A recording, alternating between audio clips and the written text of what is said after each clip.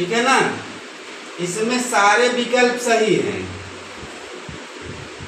कभी भी जब हल करेंगे तो अलग अलग वर्ष में अलग अलग विकल्प आया है, ठीक है ना। लेकिन इसमें जो सबसे ज़्यादा राइट है वो यह है, राजस्थानी प्लस ईरानी। इसका मतलब ये गलत नहीं है, बात समझिएगा। जो ईरान का प्राचीन नाम फारस है और फारस का मध्यकालीन नाम ईरान है, ऐसे समझिए। तो विकल्प में जो आएगा वही सही होगा। अगर विकल्प में यह दोनों आ गया, राजस्थानी प्लस ईरानी और राजस्थानी प्लस फारसी, तो ये सही होगा। क्योंकि हम लोग मध्यकाल की कला पढ़ रहे हैं ना, तो मध्यकाल में फारस को ईरान कहा जाता था, ठीक है। और दूसरा भारतीय कला प्लस फारसी कला, ठीक है ना, वही है। इतने विकल्प लिखते हैं। पर्सिया इसलिए लिखा जाता है कि वह बेल्ट पर्सिया राजवंश एक चलता था, ठीक है ना, प्राचीन काल का पर्सिया राजवंश, ठीक है ना, उसका साम्राज्य बहुत बड़ा था। उसकी वजह से इसकी जगह कभी कभी पर्सियन कला लिख देता है, ठीक है ना। तो इसमें डाउट मत करिएगा, जो एकदम एग्जैक्ट लगे तभी सही करिएगा। अब आइए हिंदू कला की बात करेंगे। हिंदू कला में दो चीज़ें हैं, राजस्थानी प्लस पहाड़ी। हिंदू कला में ये दोनों आते हैं। इसका मतलब ये यहाँ पे गलत है, क्योंकि पहाड़ी कला का जब जन्म होता है तो उसमें ऑलरेडी जो है मुगल कला की विशेषता रहती है। लेकिन विकल्प है, आ गया, ठीक है। क्योंकि राजस्थान में भी जितने राजा थे वो सब राजपूत थे, और पहाड़ी शैली में भी जितने राजा थे वो सब राजपूत थे, ठीक है ना। यहाँ कभी ब्राह्मण धर्म विकल्प में नहीं आता है, जबकि इसकी अपेक्षा अगर कभी विकल्प में बाय द वे मान लीजिए विकल्प में ब्राह्मण धर्म आ गया, जैसे हिंदू कला आ गया तो ब्राह्मण कला अगर आ गया, ब्राह्मण कला, तो भी सही होगा, गलत नहीं हो जाएगा। अब लेकिन जब भारती लिखता है तो भारती में अजंता, राजस्थानी, पहाड़ी सब इंक्लूड हो जाता है।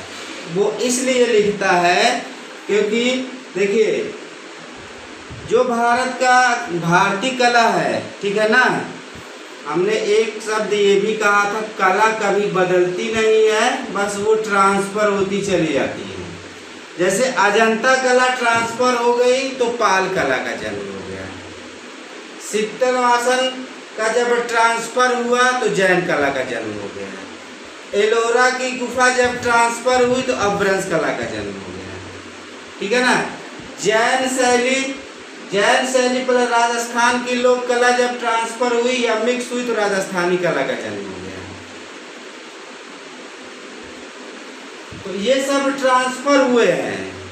कहने का मतलब जैसे कहते हैं ना विज्ञान में ऊर्जा कभी खत्म नहीं होती है, वह ट्रांसफर हो जाती है, तो वैसे कला है, इसमें विशेषता भी देखिएगा। अब आइए अजंता कला की जो विशेषता है वही ईरानी कला की विशेषता है। यहाँ भी रेखांकन है, अजंता में भी रेखांकन है, और भारतीय कला की विशेषता भी रेखांकन है। तो ये सब गलत नहीं है, बस ये आपको करना है कि आप जब पेपर दीजिएगा तो उसमें देखिएगा राइट आंसर कौन सा है, तब लगाइएगा, नहीं तो एकदम आसान प्रश्न एकदम आसानी से गलत हो जाएगा।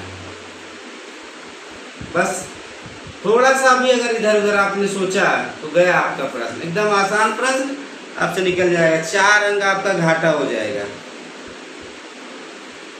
ठीक है। यहाँ जरूर याद रखिएगा जब हिंदू कला की बात करेगा, यानी हिंदू कला में राजस्थानी और पहाड़ी दोनों आते हैं। जब भारतीय कला की बात करेगा तो पूरे ही भारतीय कला की बात हो जाएगी। लेकिन जो जन्म होता है ना, जो जन्म होता है मुगल कला का या मुगल चित्रकला का, वो मूलतः राजस्थानी प्लस ईरानी, बस। ये इतना आसान नहीं है समझना, इसके लिए पूरे जितना सिलेबस है, स्टार्टिंग से सिलेबस है, सब एक दिमाग में होना चाहिए, डेट वाइज, ठीक है ना। कब प्रारंभ हुआ, कब स्वर्णकाल पे पहुंचा, कब समाप्त हुआ, उसके मिश्रण से कौन सी शैली का जन्म हुआ, फिर उसके बाद यही प्रक्रिया, और वह कब से कब तक था, तब जाके क्लियर होगा, ठीक है ना। अब पता चला राजस्थानी शैली का सबसे प्राचीनतम चित्र जो बना है वो जैन शैली का है, सुभाषनाथ चरितम, ठीक है ना। वो ग्रंथ है जैन शैली का और माना जाता है राजस्थानी शैली का प्रथम चित्र। ये सब डाउट देख के करिएगा, यही सबसे ज्यादा दिक्कत होगी आपको, ठीक है ना। थोड़ा सा घुमाया कि आप गए, यहाँ रटने वाला कोई काम नहीं है, रटने वाला तो पक्का गलत करके आएगा, ये दावा है मेरा। रट के देख लीजिए, लेकिन जब समझ लेंगे आप ना तो गलत नहीं होगा। इसलिए यहाँ पे समझने की जरूरत है, ना कि रटने की जरूरत है। रटना क्या है, राजा, ठीक है ना, किसने जन्म दिया, किसके समय चरमोत्कर्ष पे पहुंचा, किस राजा के समय कौन सा चित्रकार कार्य कर रहा था, कौन सा चित्र बनाया और कौन सा चित्र कहाँ संग्रहित है और क्या विशेषता है, ये रटना है। लेकिन ये कॉन्सेप्ट रटना नहीं है, ठीक है।